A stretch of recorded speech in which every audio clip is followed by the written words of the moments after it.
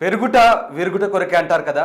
అక్షరాల సామెతను నిజం చేస్తూ వెండి ధరలు అమాంతం పడిపోతున్నాయి. వారం రోజుల్లో ఏకంగా 20,000 రూపాయల ధర పడిపోయింది వెండి. ఇక రానున్న రోజుల్లో మరింత ధరలు తగ్గే అవకాశం ఉందని నిపుణులు అంటున్నారు. అసలు వెండి ధరలు ఎందుకు పెరిగాయి, ఎందుకు తగ్గుతున్నాయి, ఈ వీడియోలో తెలుసుకుందాం. బంగారం కొనలేని వారు వెండినైనా కొనుగోలు చేయాలని భావిస్తారు. వెండిని ఆభరణాల కంటే కూడా పూజా సామాగ్రి, దేవతామూర్తుల విగ్రహాల రూపంలో అధికంగా కొనుగోలు చేస్తారు. అయితే అక్టోబర్ 20 నుంచి వెండి ధరల్లో భారీగా తగ్గుదల కనిపిస్తోంది. దీపావళికి ముందు కేజీ వెండి ధర అక్షరాల 1,70,000 రూపాయలుంటే ప్రస్తుతం కిలో వెండి ధర 1,47,000 రూపాయల వద్ద కొనసాగుతోంది.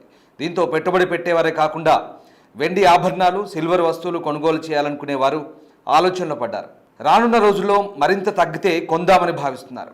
అయితే ప్రస్తుతం వెండి ధర అమాంతం 1,000 రూపాయలు పతనం అవ్వడానికి కారణాలేంటో ఇప్పుడు చూద్దాం. దీపావళి సందర్భంగా చాలామంది బంగారం ధర అధికంగా ఉండడంతో సిల్వర్ ఆభరణాలు, వెండి వస్తువుల కొనుగోలు చేసేందుకు ఆసక్తి చూపించారు. దీంతో డిమాండ్ పెరిగి ధరలు 1,70,000 మార్కు దాటింది. అయితే ధన్తెరస్ ముగియడంతో డిమాండ్ కొద్దిగా తగ్గింది. దీని ప్రభావం దేశీయ మార్కెట్లపై స్పష్టంగా కనిపించింది.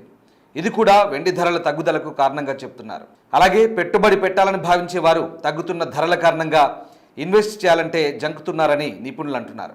దీనికి కారణం ప్రస్తుతం ఉన్న ధరకు కొనుగోలు చేస్తే భవిష్యత్తులో వెండి ధరలు ఇంతకన్నా తగ్గితే నష్టపోవాల్సి వస్తుందని అనుకుంటున్నారు. అంతేకాకుండా US డాలర్ విలువ పెరగడంతో వెండి, బంగారం ధరలపై ప్రత్యక్షంగా ప్రభావం చూపుతోంది. గడిచిన వారం రోజులుగా డాలర్ విలువ 0.8% పెరిగింది. దీంతో బంగారం, వెండిపై పెట్టుబడి పెట్టేవారు వెనకడుగు వేస్తున్నారు.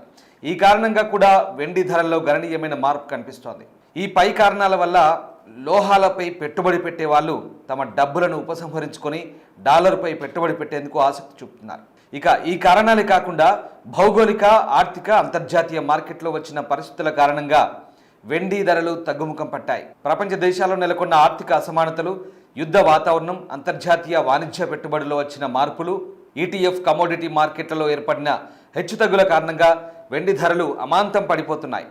రానున్న రోజుల్లో మరింత తగ్గే అవకాశం ఉందని భావిస్తున్నాయి బిజినెస్ వర్గాలు. ఏదేమైనా వెండి కొనాలనుకునే వారు మరికొన్ని రోజులు వేచి చూడడం మంచిదని ఎక్స్పర్ట్స్ అంటున్నారు.